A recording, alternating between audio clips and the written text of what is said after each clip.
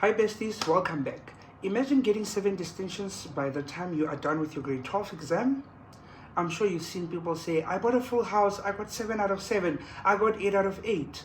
Well, in today's video, we are unpacking the habits of top performing learners and what they do and how you can apply them to have a guaranteed 7 out of 7 distinctions. Awesome. Besties, welcome back to the channel. To the regular regulars, welcome back, and to the new subscribers, welcome to our community where we share everything education, university funding opportunities, and handling life as a learner in high school.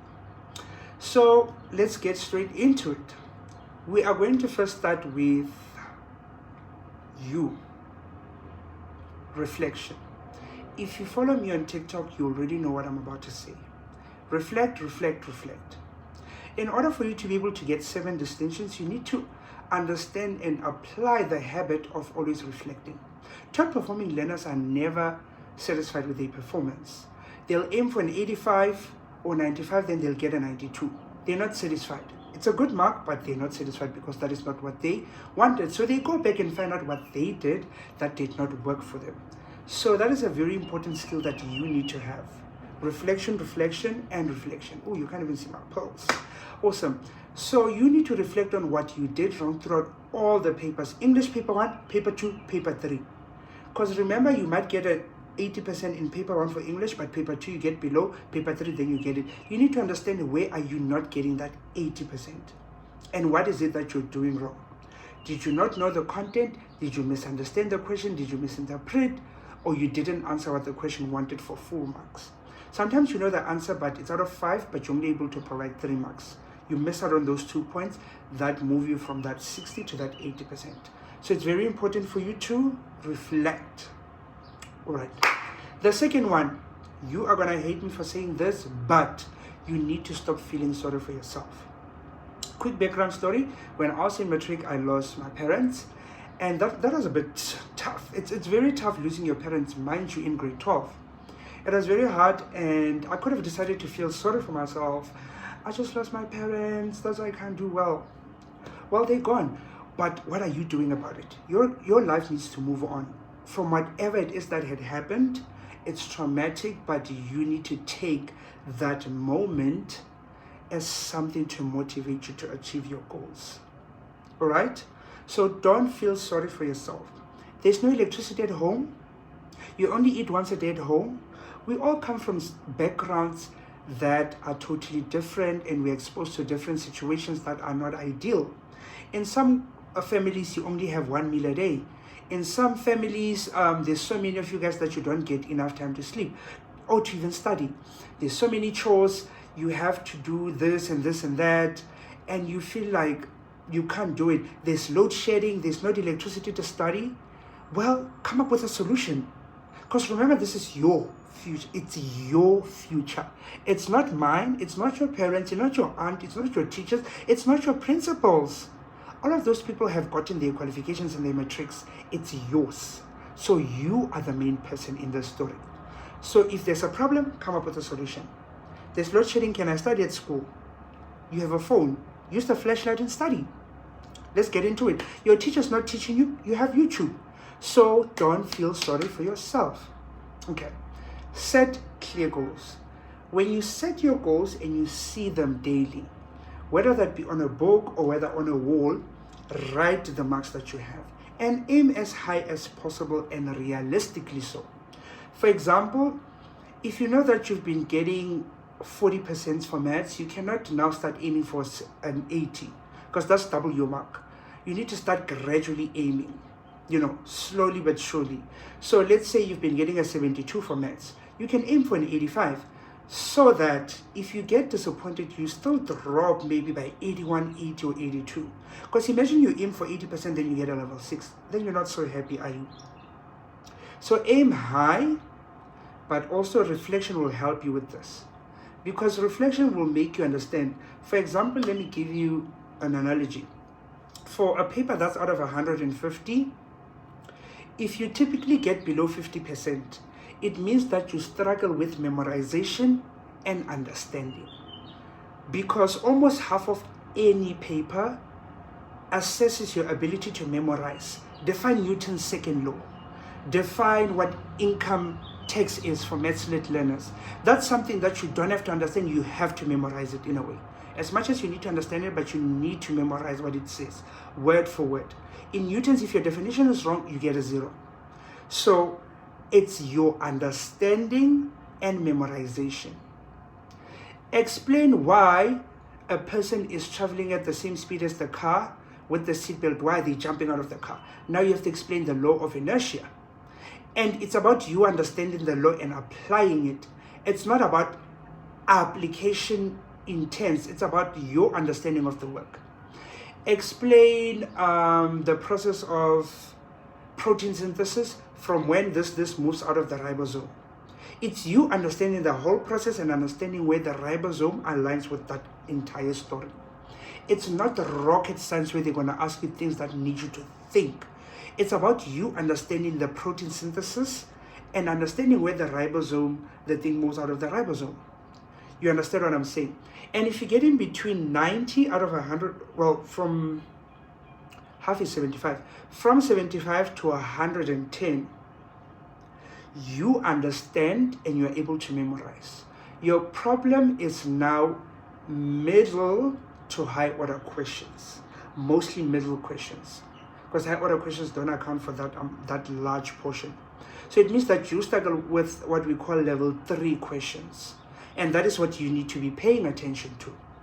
And then if you get below 120, so maybe let's say 100 to 119, it means that you struggle with high order questions, and that is something you need to be focusing on. So that's a brief analogy of where your trial marks say about you.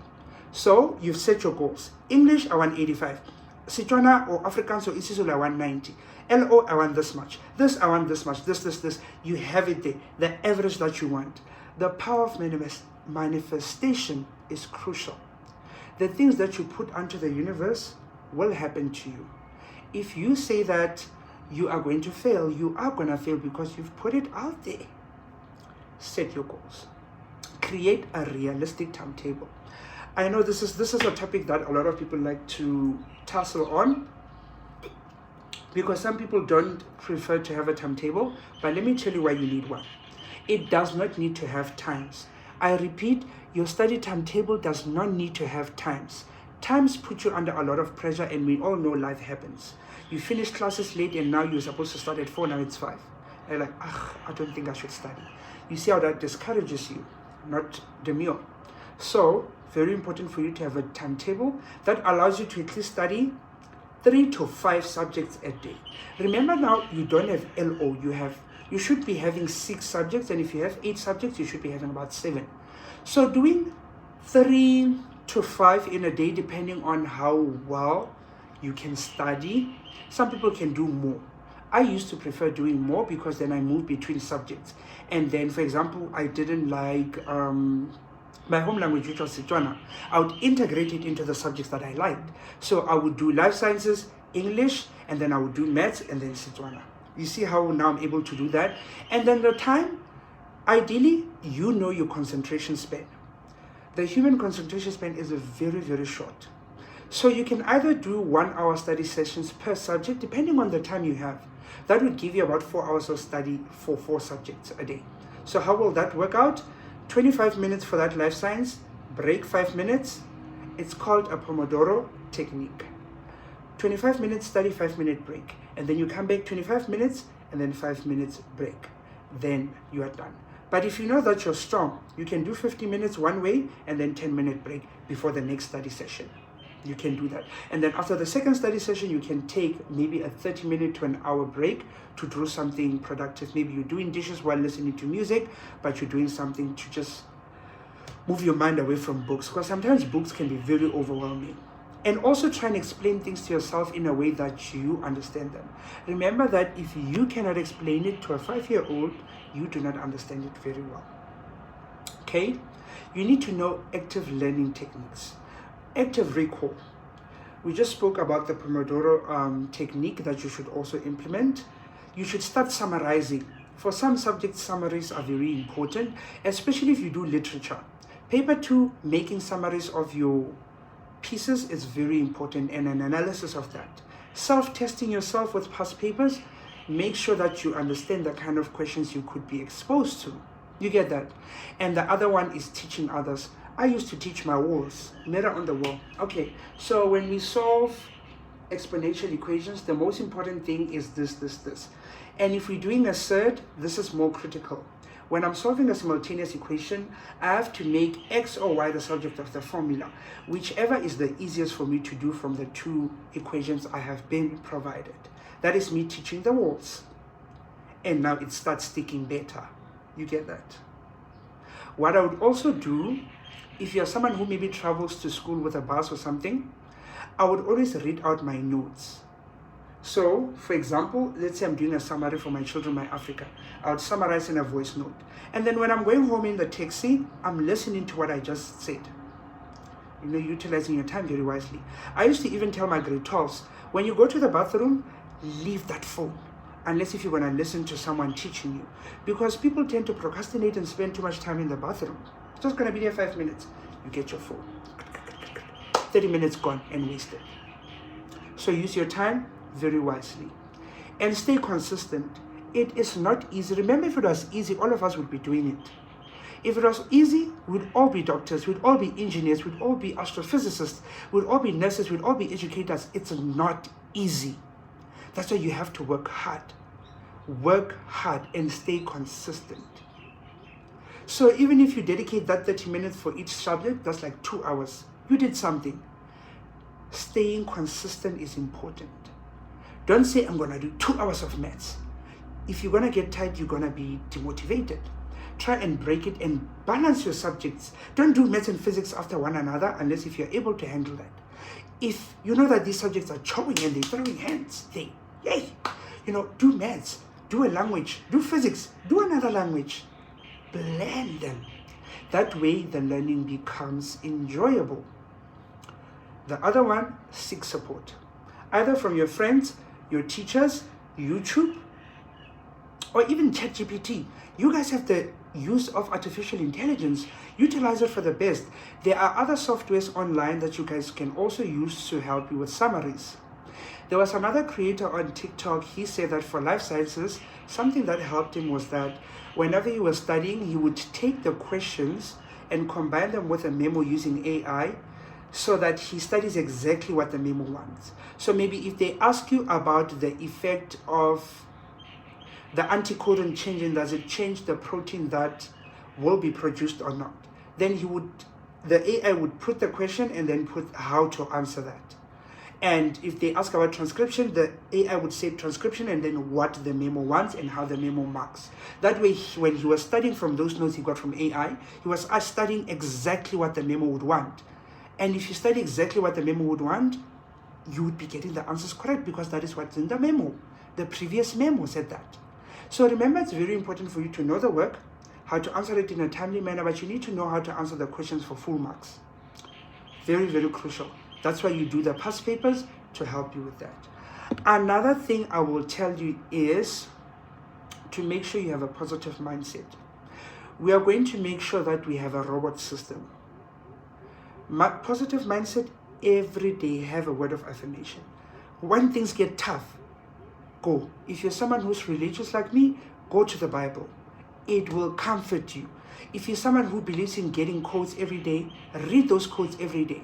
You know the life that you've planned out for yourself, and you know the future that you have that lies ahead of you.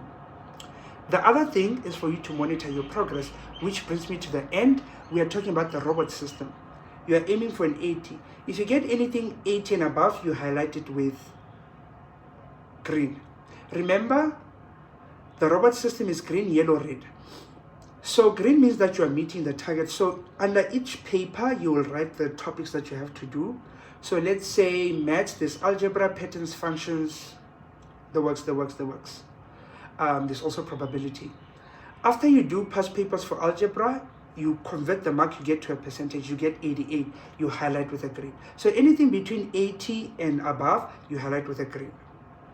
And then anything below 80, But higher than 70 or maybe 65, you highlight with an orange. Anything below 65, you highlight with a red, because it clearly means that you don't understand those.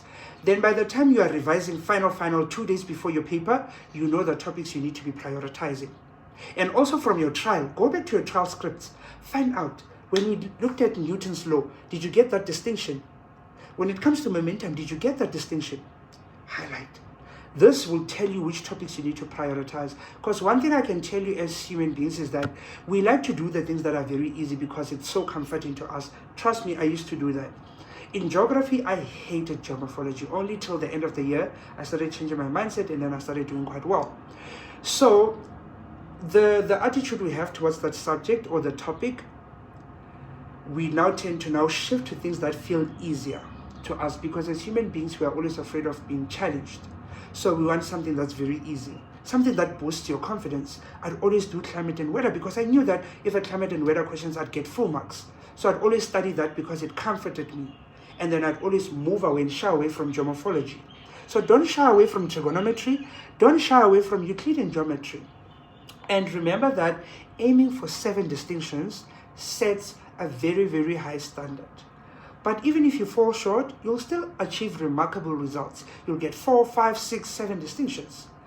Believe in yourself, stay disciplined, and success will follow. Besties, that is it from me. Good luck for your final exams. You got this. In less than 3 weeks. You are starting with your final NSC exams. Please do your utmost. Do not skip questions. Believe in yourself. Practice, practice, practice. Practice makes perfect. Bye, besties.